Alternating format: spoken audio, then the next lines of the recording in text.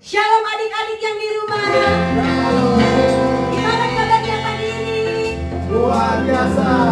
Oke, walaupun kita tidak bisa bersama-sama untuk ibadah sekolah minggu di gereja, tapi kita yakin dan percaya bahwa Tuhan akan mempersatukan kita.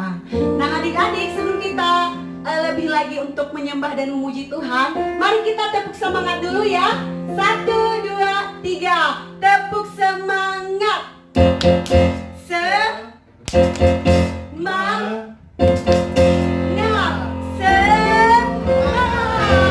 Oke, kita yakin semua adik-adik yang di rumah semangat untuk memuji Tuhan. Nah, sebelum kita jauh lagi untuk memuji Tuhan, mari kita berdoa dulu ya. Kita serahkan seluruh persekutuan ibadah kita di dalam tangan Tuhan. Mari kita bersatu di dalam doa. Tuhan Yesus yang baik, kami bersyukur buat pagi yang indah yang Tuhan masih percayakan kepada kami, sehingga pada saat ini Tuhan kami bisa beribadah, memuji dan memuliakan Tuhan. Terima kasih Tuhan Yesus, walaupun kami tidak bisa bersama-sama untuk ibadah di rumah-Mu pada saat ini, tapi kami yakin dan percaya bahwa Tuhan memberkati kami, Tuhan mempersatukan kami di dalam kasih-Mu. Tuhan, kami juga guru-guru sekolah minggu yang akan terus mengajar anak-anak sekolah minggu di tempat ini. Tuhan memberikan kekuatan, hikmat kepada kami dalam melakukan setiap ibadah pada saat ini. Berdoa juga Tuhan buat anak-anak yang di rumah, yang sedang Tuhan menonton untuk ibadah sekolah minggu. Tuhan terus memberkati mereka, Tuhan terus menolong, jadikan mereka anak-anak yang taat kepada Tuhan dan menjadi juga Tuhan pelaku-pelaku firman Tuhan dimanapun mereka berada. Terima kasih Tuhan Yesus, inilah seluruh kehidupan kami, seluruh persekutuan ibadah sekolah minggu kami serahkan di dalam tangan Tuhan. Dalam nama Yesus kami berdoa dan mengucap syukur, haleluya, amin. Nah, mari kita bersama-sama memuji Tuhan, menyembah Tuhan dengan pujian Tuhan ku mau menyenangkanmu. Adik-adik yang di rumah, kakak ajak kita semua untuk berdiri. Kita sama-sama menyembah Tuhan dengan sungguh-sungguh ya. Tidak boleh ada yang main-main, tapi kita semua menyembah Tuhan.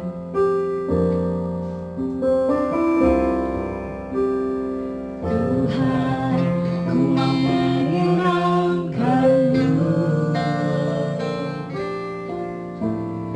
Tuhan, bentuklah hati. Jadi bejana untuk hormat-Mu.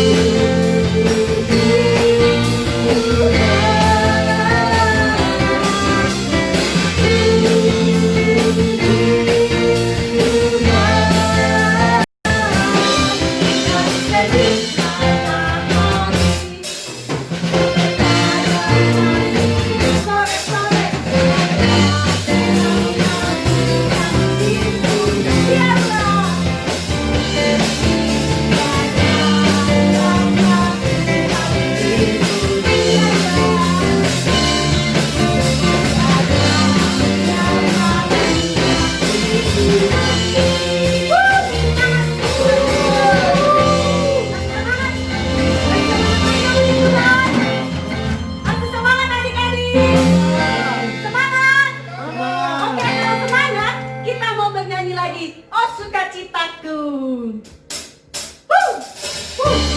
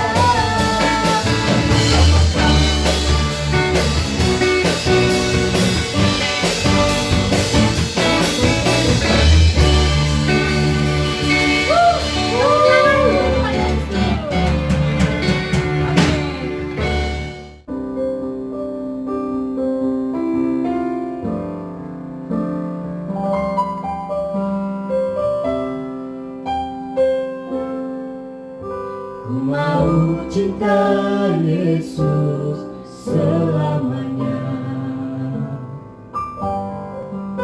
Ku mau cinta Yesus selamanya. Meskipun badai silih berganti dalam hidupku, ku tetap cinta Yesus selamanya. Ku mau cinta Yesus selamanya. Ku tetap cinta Yesus selamanya.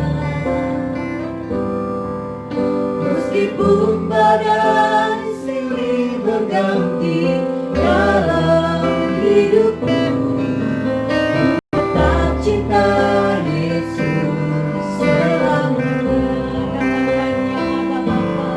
Ya Aba, Bapa, ini aku anakmu, layakanlah seluruh hidupku.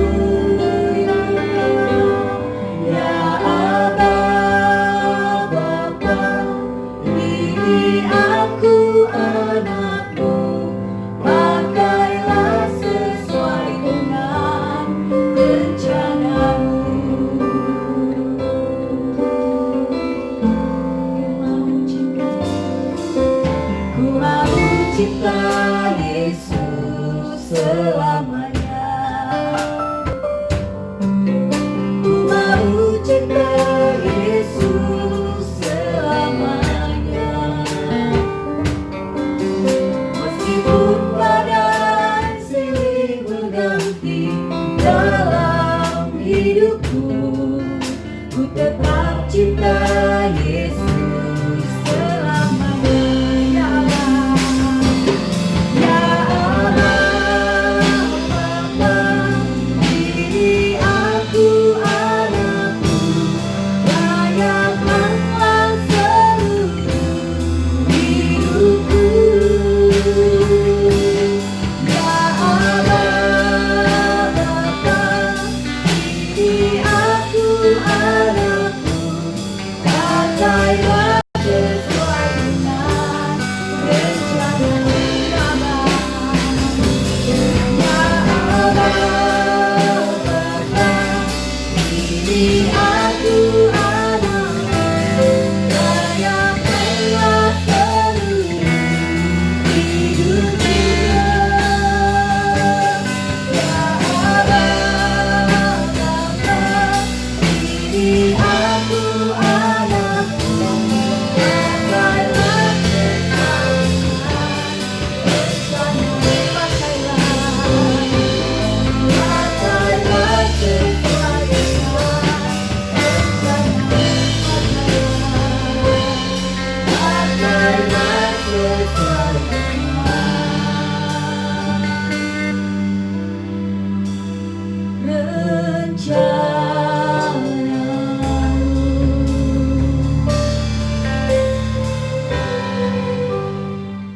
yang di rumah. Halo kakak. Sudah siap mendengarkan firman Tuhan pagi ini? Siap dong. Oke, kalau sudah siap, pada pagi hari ini kita akan mendengarkan firman Tuhan dengan satu tema, yaitu puasa dalam puasa. Yeay. Nah, yang terambil di dalam Ester pasal 3, pasal 5, dan pasal yang ke-7. Nah, adik-adik, sebelum kakak menyampaikan firman Tuhan pada pagi hari ini, kakak bertanya dulu, siapa yang pernah berpuasa di sini? Saya kok. Nah, kalau berpuasa itu bagaimana caranya? Caranya itu kita nggak boleh makan dan nggak boleh minum. Oh, pintar ya. Jadi kalau puasa itu kita menahan lapar, kita menahan haus. Kenapa kita harus berpuasa? Kenapa kita harus berpuasa? Ada yang tahu nggak? Nggak tahu kak. Nah, kalau kita berpuasa itu kita berdoa kepada Tuhan. Pada pagi hari ini juga kita melihat tokoh di dalam Alkitab yang bernama yaitu Ratu Ester. Nah, di sini adik-adik, ketika Raja Ahaswero memberikan perintah untuk membunuh semua orang Yahudi, maka berkabunglah seluruh orang Yahudi. Lalu mereka sedih banget. Kenapa? Karena salah satunya adalah Mordekai. Ia menggoyahkan pakaiannya lalu memakai kain kabung. Tahu nggak siapa si Mordekai itu? Ada yang tahu nggak? Tahu kak. Nah, siapa? Dia orang Yahudi. Ya, betul banget ya. Jadi si Mordekai itu adalah orang Yahudi, sama dengan Ratu Ester. Jadi mereka sama-sama orang Yahudi. Lalu si Mordekai tadi dia mengkoyakkan pakaiannya, lalu memakai kain kabung dan abu. Nah, jadi ini merupakan kebiasaan orang Yahudi ya adik-adik. Kalau orang Yahudi itu mereka bersedih atau berkabung, nah mereka menggunakan atau memakai yang namanya pakaian berkabung. Nah, Mordekai tadi pergi sampai ke depan pintu istana raja. Kemudian dayang-dayang Ratu Ester yang melihat Mordekai sedang berkabung menyampaikan apa yang dilakukan oleh Mordekai kepada Ratu Ester. Nah, setelah itu adik-adik mendengar itu Ratu Ester menyuruh Hathach. Hathach ini adalah salah seorang pegawainya. Nah, Kenapa dia menyuruh si Hatah? Yaitu untuk menanyakan, kenapa si Mordekai melakukan itu. Nah, kenapa Mordekai melakukan itu? Karena Mordekai berharap agar Ratu Ester dapat menghadap raja untuk membantu orang Yahudi. Nah, kan kakak sudah bilang tadi, si Ester dengan si Mordekai itu mereka bersama-sama keturunan orang Yahudi. Nah, ia tahu bahwa titah ini diusulkan oleh Haman. Sebab Haman ingin menyingkirkan Mordekai yang tidak mau sujud dan berlutut kepada dia meskipun sudah diperintahkannya. Kakak bertanya dulu ya, dari cerita tadi, tahu siapa si Mordekai itu? Dari mana? Dari Yahudi, Kak. Kalau Ratu Ester? Dari Yahudi juga. Oke. Adik, si Haman itu adalah orang yang tidak suka dengan si Mordekai. Jadi si Haman ini berusaha menyingkirkan si Mordekai. Kenapa? Karena tidak mau sujud dan berlutut kepada dia meskipun sudah diperintahkan. Akhirnya dia mau menyingkirkan si Mordekai ini. Jadi si Haman ini iri hati ya sama si Mordekai. Tetapi Ratu Ester tadi menyampaikan kepada Mordekai, karena si Ester tadi sama Mordekai adalah sama-sama orang Yahudi, jadi dia menyampaikan semua itu kepada Mordekai. Nah, bagaimana caranya si Ratu Ester ini menyampaikan semua itu kepada Mordekai, yaitu melalui Hatah. Nah, bahwa siapapun tidak bisa sembarangan untuk bertemu raja tanpa titah raja. Nah, titah itu adalah tanpa perintah raja. Jadi kalau raja tidak memberikan perintah, jadi tidak bisa bertemu dengan raja. Nah, namun adik-adik, si Mordekai kembali menjawab Ratu Ester melalui siapa? Yaitu melalui Hatah. Bahwa meskipun Ratu Ester tidak membantu orang-orang Yahudi, tapi dia yakin pasti ada cara lain untuk Allah menolong mereka. Nah, Mordekai menjelaskan bahwa Allah mungkin menempatkan Ester menjadi ratu agar dia bisa menolong bangsa Yahudi dalam keadaan yang sangat susah, yang sangat sedih. Adik, mendengar jawaban itu, Ratu Ester menyuruh Mordekai untuk pergi dan mengumpulkan seluruh orang Yahudi yang ada di negeri itu. Nah, apa yang dikatakan oleh Ratu Ester? Ia meminta mereka untuk berpuasa bagi dia. Nah, seluruh umat Yahudi diperintahkan oleh Ratu Ester untuk berdoa dan berpuasa. Mereka tidak boleh makan dan minum selama 3 hari lamanya. Nah, seluruh dayang-dayang Ratu Ester tadi pun dimintanya untuk ikut berpuasa bagi dia. Setelah 3 hari adik-adik, maka Ratu Ester akan menghadap raja. Apabila raja tidak berkenan untuk bertemu Ratu Ester, maka Ratu Ester harus kehilangan nyawanya. Jadi si Ratu Ester tadi, dia menyuruh seluruh orang-orang Yahudi termasuk dayang-dayangnya untuk berpuasa dengan tujuan mereka berdoa kepada Tuhan. Mereka meminta pertolongan Tuhan. Mereka berpuasa tadi 3 hari berlalu, mereka sudah berpuasa, tidak makan dan minum. Ratu Ester yang pergi menghadap raja dan dia mendapatkan belas kasihan dari raja. Kenapa? Sebab Allah mendengar dan melihat kesungguhan bangsa Yahudi, bagaimana mereka berpuasa. Ada kuasa dalam doa dan puasa yang dilakukan dengan sungguh-sungguh kepada Tuhan. Jadi kalau kita sungguh-sungguh berpuasa di hadapan Tuhan, kita memiliki masalah misalnya di sekolah, tapi kalau kita selalu berdoa kepada Tuhan, kita yakin bahwa Tuhan membuka jalan bagi kita. Nah, Bahkan adik-adik, melalui pertemuan dengan Raja, Ratu Ester mampu membukakan rencana jahat si Haman terhadap dirinya dan bangsanya.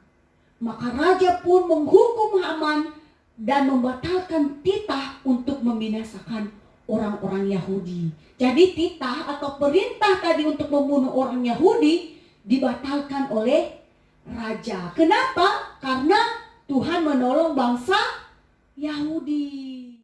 Nah, adik-adik yang dikasihi dalam nama Tuhan kita Yesus Kristus, kakak tadi sudah menceritakan bagaimana cerita firman Tuhan yang bertema kuasa dalam puasa. Nah, adik-adik sudah mendengarkan tadi firman Tuhan? Sudah, Kak.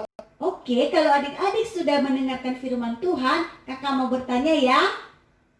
Nah, siapa nama raja yang mau membunuh semua bangsa orang Yahudi? Raja Ahasuerus. Ya, betul banget ya. Terus kakak mau bertanya, si Esther dengan Mordekai itu orang mana? Orang Israel, Kak. Dia orang Yahudi. Oke, orang Yahudi. Kemudian tadi si Ratu Esther loh menyuruh semua bangsa Yahudi atau orang-orang Yahudi termasuk dayang-dayangnya untuk berpuasa. Nah, berapa hari mereka berpuasa? 3 hari, Kakak. Oke, pintar ya. Jadi mereka berpuasa 3 hari lamanya. Mengapa mereka berpuasa? Adik-adik, mengapa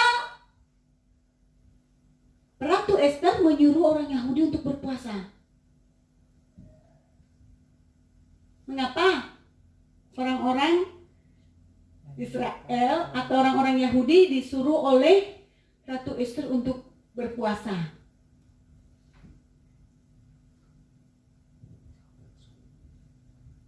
Jadi adik-adik, Ratu Esther menyuruh semua orang-orang Yahudi untuk berpuasa supaya Allah menolong mereka dan Raja tidak akan membinasakan orang-orang Yahudi. Dari firman Tuhan yang telah kakak sampaikan, maka kesimpulan dari firman Tuhan ini adalah sebagaimana tadi kita melihat cerita Ratu Esther, bagaimana dia menyelamatkan bangsanya atau orang-orang Yahudi, begitu juga Tuhan Yesus. Tuhan Yesus telah menyelamatkan seluruh umat manusia dari dosa. Karena kasih Tuhan Yesus, Dia rela untuk mengorbankan nyawanya sendiri di atas kayu salib agar setiap orang yang percaya kepada Dia selamat dan memperoleh hidup yang kekal. Sebagai orang-orang yang sudah diselamatkan, tentunya anak-anak Tuhan harus mengasihi Dia dengan sungguh-sungguh. Jadi kita harus mengasihi Tuhan Yesus. Kenapa kita mengasihi Tuhan Yesus? Karena Tuhan Yesus telah menyelamatkan kita dari dosa. Oke, demikian firman Tuhan yang kakak sampaikan. Tuhan Yesus memberkati. Selamat hari Minggu. Dah. Berdoa adik-adik yang di rumah. Mari kita bersatu di dalam doa. Tenang, tidak boleh ada yang ribut. Tuhan yang baik, terima kasih buat kesempatan pada pagi hari ini. Kami telah mendengarkan firman Tuhan dan kami berdoa Tuhan buat kami guru-guru sekolah minggu yang telah Tuhan berikan waktu kesempatan untuk menyampaikan firman Tuhan dan terus memakai hidup kami menjadi alat-Mu Tuhan dalam menyampaikan firman Tuhan. Berkati anak-anak sekolah minggu juga Tuhan yang digembalakan di gereja yang di sisi di tempat ini. Berkati firman yang telah mereka dengar, agar firman-Mu Tuhan menjadi terang di dalam setiap kehidupan mereka. Masa depan mereka kami serahkan di dalam tangan pengasihan Tuhan. Tuhan Yesus, inilah seluruh kehidupan kami, seluruh firman yang telah kami dengarkan. Biarlah firman ini menjadi kekuatan di dalam hidup kami. Dalam nama Yesus kami berdoa dan mengucap syukur, haleluya. Amin.